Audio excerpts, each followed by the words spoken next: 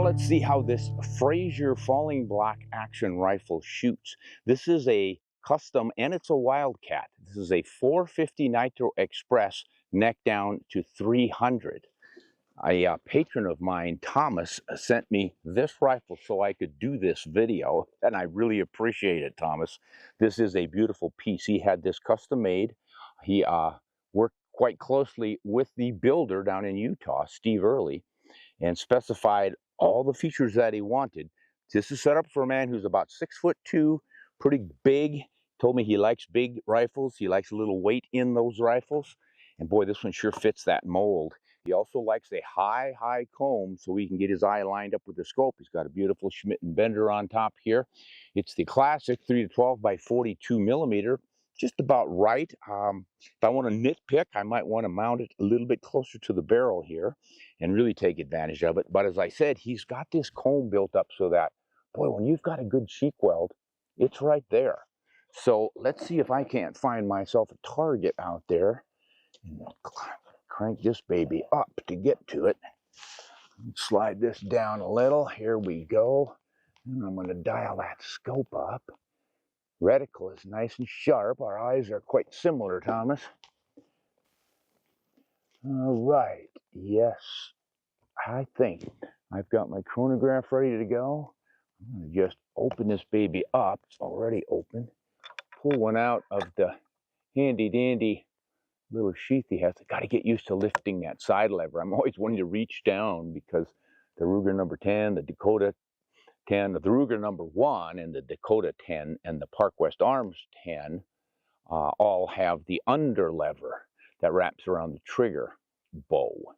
This side is really different, but I like it. It's easy to get to. Let's just see how well this thing will group. We are pushing, I wonder what he's got for velocities on here.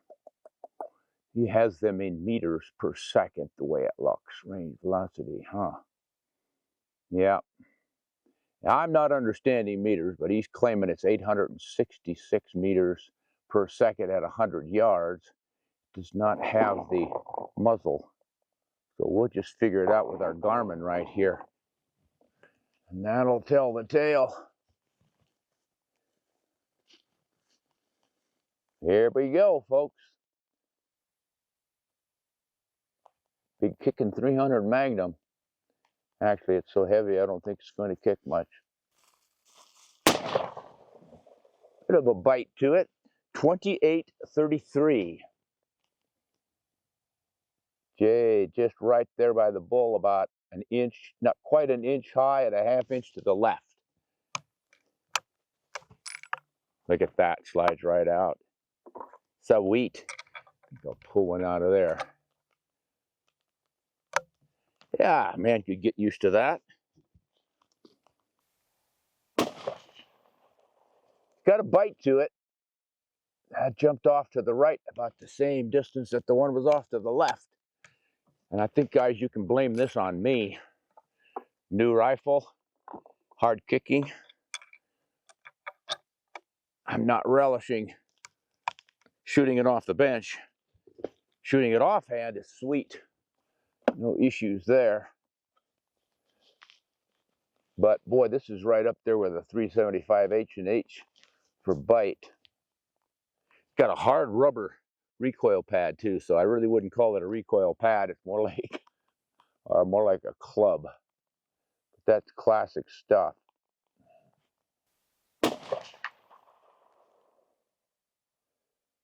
Appears like I put it in one of the other holes. Maybe the last one? Huh. Gosh, can't even tell. 2,800 feet per second on that one. There they are, guys. Pretty big. 220 grain bullet. Let's see what we've got for a bullet here. It's a Hornady ELDX 220 grain bullet. Going an average of 28.11? Yeah, 12. 2,812 feet per second. Whew, I'll have to do the math on that. That thing is cranking out some energy, guys. This rifle is something you would want to use while standing on your hind legs most of the time. It's a stalking rifle. Not something everybody's going to go elk hunting with, but boy, if you appreciate the rifle as much as you do the hunt and you want to do something special, I could see where a rig like this would really be nice. Well, there it is. The infamous Red Bull. You can never see those hits when you hit that Red Bull. It's really tough, even with the big spotting scope, but that is a pretty good group for a brand new rifle for me. Hard kicking. Looks like we're coming in at right about just a smidgen over an inch on those two. Go outside to outside. What do we have here? Yeah, 1.2 maybe. Boy, that's pretty sweet for a big rifle like that. 450-300 Wildcat. We're going to do some investigating on this thing. He went with it because of the rim. Falling block rifles like this, they just have better ejection when you've got a rimmed cartridge rather than rimless. They can make it work the other way around, but pretty sweet. And let's just go up to the office. We'll look at some numbers, see how much energy we're putting out with this thing, what sort of a trajectory we can expect. But mostly, let's look into the history of this rifle and this unique action design. Just think, 1880. Man, that was only about 15 years after our Civil War was over. And what were we using then? Muzzle loaders. There's a lot of development happening right after the Civil War in the U.S. And over in Scotland, they were designing some beautiful single-shot rifles. See if I can hit that zebra out there at 200 yards. Whoo, it's a little challenging.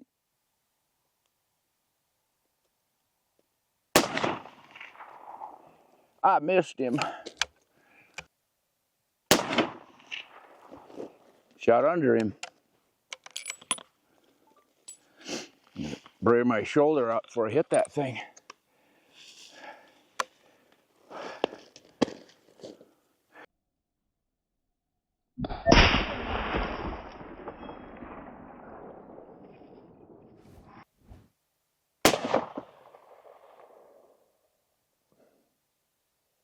I didn't hear a clang.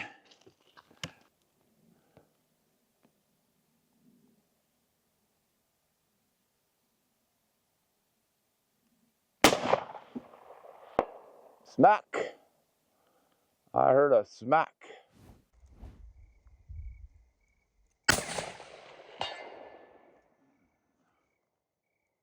I hit it somewhere.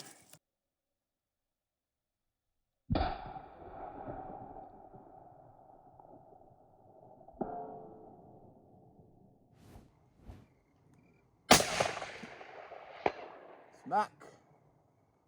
I heard a smack.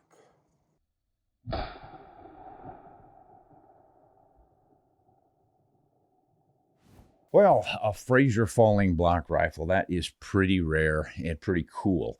If anyone out there knows of an action that is more unusual or rare than this one, we'd sure like to hear about it. We think the rarest action is one we covered many years ago, which is Honig's rotary round action. We've gotten, gosh, more than 4 million views on one of those videos. But I think this one is maybe next in line or something like it. There are some European actions that are quite unusual too, but boy, I am really impressed with this one. Now, I was going to dive into some history and details on this, but I got a letter from Thomas, the gentleman who sent me this personal rifle of his, detailing some of it, and I thought, well, heck, I don't have to look up any more than this because he really has the details. So let's just see what Thomas has to say. He says that this is built by Joe Smithson in Provo, Utah, and he really is impressed with this gentleman's work. Says he doesn't get the credit that he deserves, and he'd like to showcase this rifle, partly for that reason. So right here, Joe Smithson, to your credit, the beautifully made rifle. I'm not sure who actually made the action. These days there are several companies that can use the CNC machining and stuff and build the actions, and then they sell those to a gun maker who buys the stock and the barrel, and he puts everything together. Maybe he engraves it. Maybe he has someone else engrave it. Let's see what Thomas has to say here. The rifle is of traditional construction, walnut furniture, blued steel, but there are some contemporary twists, particularly in terms of the stock configuration. The Fraser style falling block is a rarity. Fewer than 500 were built by Daniel Fraser's firm. Ha. And I doubt that Steve Early has made more than 50 reproduction actions. So Steve Early is a gentleman who's making the action, not the entire rifle. I am a lanky 6'2" and I weigh a bit over 200 pounds, depending on what I had for breakfast, Thomas says.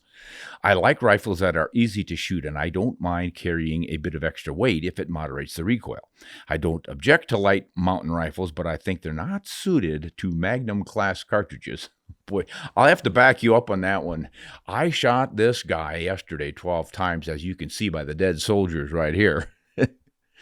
And given that hard red rubber recoil pad, which is a traditional for big African rifles, I don't exactly know why, but that is the trend, or was the trend back in the day.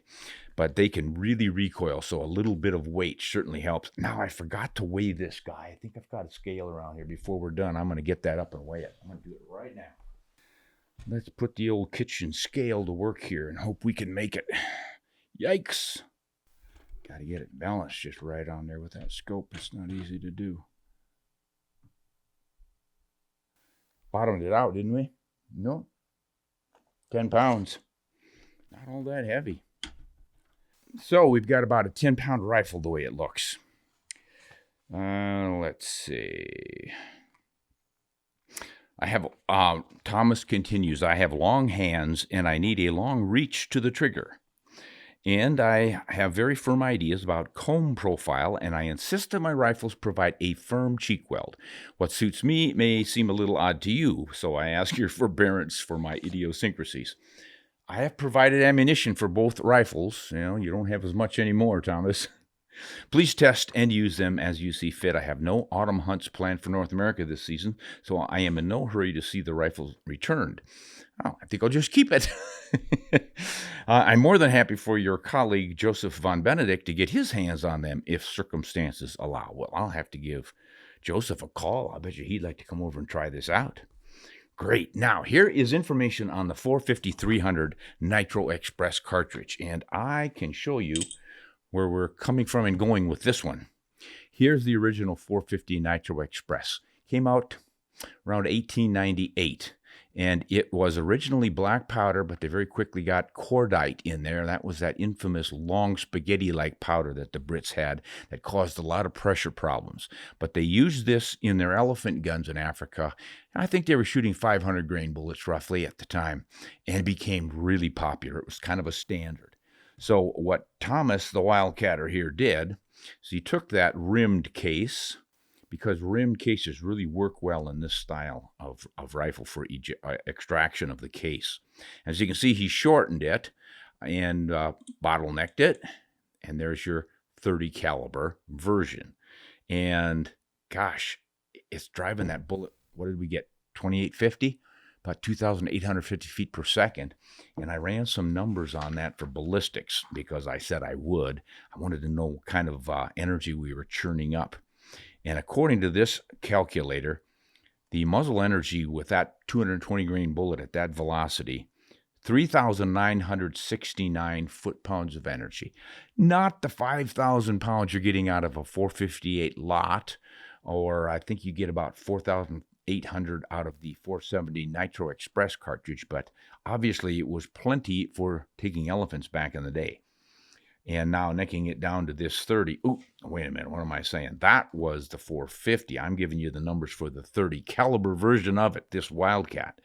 So that's right up there, somewhere between probably the 300 Weatherby Magnum and a 300 Remington Ultra Magnum, and or the 30-378. I don't think it's as powerful as that. But yeah, it's probably 200 feet per second slower than that one. So still, it's a pretty effective Magnum 30, and he's got it on a rimmed case, which is what you want for this particular style of rifle, this action. So it worked out pretty well. Now, if I give this guy a maximum point-blank range of about, we're going to get out to about 300 yards with it. So I zero it at 2 3/4 inches high at 100 yards. I'm 3 inches high at 150. A little more than that, just about dead on at 250, and at 300 yards, it's 3.5 inches of drop. 400 yards, you've got 15 inches of drop. Boy, that reminds me of my 757 Mauser. Shooting 132 grain hammer bullet, I've got almost the same ballistics on my elevations and drops. Pretty impressive stuff. Let's see what our energy is out there. 300 yards, we still have 2,902 foot-pounds of energy. Whoa, what an elk rifle. 400 yards, 2602.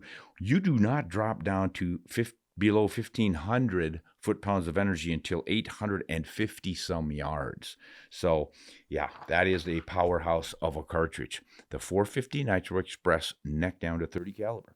It's a wildcat. All right, let's see now what Thomas has to say about it. This rifle is built on a copy of Daniel Fraser's Falling Block Action, produced by Steve Early, formerly of Massachusetts, now Maine. The build and the stocking was done by Joe Smithson of Provo, Utah. The rifle was built for hunting in the western parts of North America, with sheep hunting a priority. 308 caliber was the preferred caliber chosen for its universal capability, but the use of heavy for caliber bullets was also presumed. Wow, he has taken this 10-pound rifle on sheep hunts. He's more of a man than I am. I always went with 6-pound rifles and lighter if I could get them.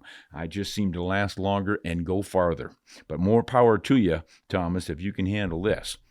The Fraser type action was selected because it's compact and it's relatively lightweight, but mostly because it's one of the most elegant rifle designs ever produced. I'll have to give you the nod on that one. A number of cartridges in the 30 caliber Magnum class were considered, but the overriding consideration was to utilize a case with a rim that would afford much better extraction properties than a rimless case in a falling block design with a paddle type extractor. Makes perfect sense. The 300 H&H flanged was the original candidate, but in the end it was decided to modify this 450-400 Nitro Express brass to produce a one-off custom cartridge. The design is not particularly revolutionary. The case dimensions largely mimic the 30 Nosler, a cartridge designed around the architecture of the 404 Jeffrey case, a cartridge that was itself derived from the 450-400 Nitro Express. Departures from the 30 Nosler design, other than the presence of a rim, are a longer neck and a significantly longer cartridge overall length, which optimizes case architecture. In retrospect, a simpler solution would have been to use a 300 Dakota and possibly reamed a longer throat, but by the time that option had been identified, the project was already advanced.